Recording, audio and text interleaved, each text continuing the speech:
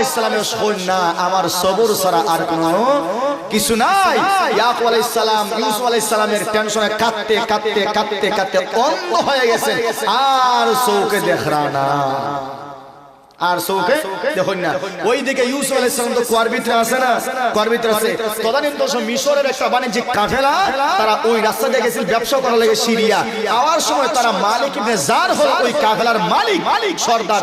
মালিক ইবনে jar তখন বলল যে তোমরা এখানে তাঁবু টানো, তাঁবু টানে আমরা কিছু খানা খাই, একবার সংক্ষেপ করে আনতেছি, খানা খাওয়া লাগবে, অবসর কিছু বিশ্রাম নেওয়া লাগবে।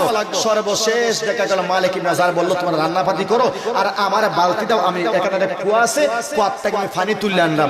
মালিক ইবনে জার যখন কুয়ার মধ্যে বালতি ছাড়ছে, আল্লাহ তখন কইল ও ইউসুফ কিতা কেমনি যাও, বালতি তাড়াতাড়ি উঠো। সুবহানাল্লাহ জোরে কও। মালিক ইবনে জার যখন বালতি টানতেছে তখন দেখা যায় না এত ভালো লাগে এখানে, কই কিতা হইলো অন্যান্য সব পানি তুলে এত ভালো লাগে না, তো উনি শক্তিমান টানতেছে টানতেছে, যখন টানতে না দেয় কাছাকাছি আনছে তখন দেখা যায় কুয়ার ভিতরে দেখা যায় আগে ছিল অন্ধকার, এখন দেখা যায় ফর ফর লাগে, আলোকিত আলোকিত লাগে। সুবহানাল্লাহ। আরো যখন কাছাকাছি আনছে তখন দেখা যায় ইয়া বুশরা হাদাল গোলাম। সুবহানাল্লাহ জোরে হন না। তখন এ ডাকিয়া কইছে ইয়া বুশরা হাদাল গোলাম, এত সুন্দর একটা যুবক, এই গোলাম ভাই সেটা কই থেকে আসলো? হে তুলছে তুলিয়া এই যারা এখানে আসেন না তাঁবু টানাইছে তার কাছে দলের কাছে নিয়ে গেছে, নিয়ে যাওয়ার পর হইছে সাবধান তোমরা কিছু করবা না, একটা গোলাম আমরা পাইছি, তারে নিয়ে আমরা মিশরের বাজারে আমরা বেচবো, অনেক মোটা অঙ্কের টাকা বেচবো। ওই দিকে বাইয়া হল চিন্তা করতেছে না জানি আমরা যাই দেবে গিয়া দেখি অবস্থা কি দইছে।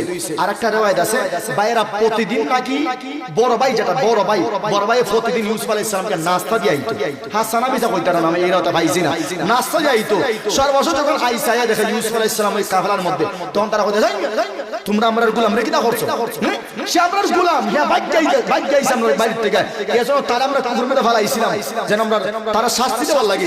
তখন মালিক ইবনে জার হয় গোলাম ভাগ্য জায়গা আপনার কাছ থেকে এরকম সুন্দর গোলাম রে কি এরকম শাস্তি দেন কোয়ার মধ্যে ফেলাইয়া হয় না, এগুলো আমরা রাখতাম না, আমরা বেশি দিতাম, আপনি কিছু টাকা দিলেন আমরা গোলাম রে বেশি আমরা গোলাম রে বেশি মালিক ইবনে জার হয় ভাই আমরা তো ব্যবসা সম্পদ কিনাই নিছি, এখন টাকা পয়সা আমার হাতে আর নাই, নেও কিছু টাকা দিলাম, কিছু টাকা তাফসীরের মধ্যে আছে 19 টাকা দিছে। কয় টাকা? কত হয় না, কয় টাকা?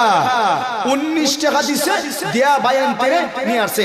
এই যে ইউসুফ আলাইহিস সালামের তারা গোলাম বানাইতেছে বিক্রি করতেছে, ইউসুফ আলাইহিস সালাম একবারে টু শব্দ কোনো কিছুই বলেন না, ওনার মনে মনে হায় রে হায় বায়ান করে হাত থেকে জব হওয়ার যাইতে গোলাম বনে মিশর যাই তারা হরত আমি বাঁচলাম। সুবহানাল্লাহ জোরে হই না কেন?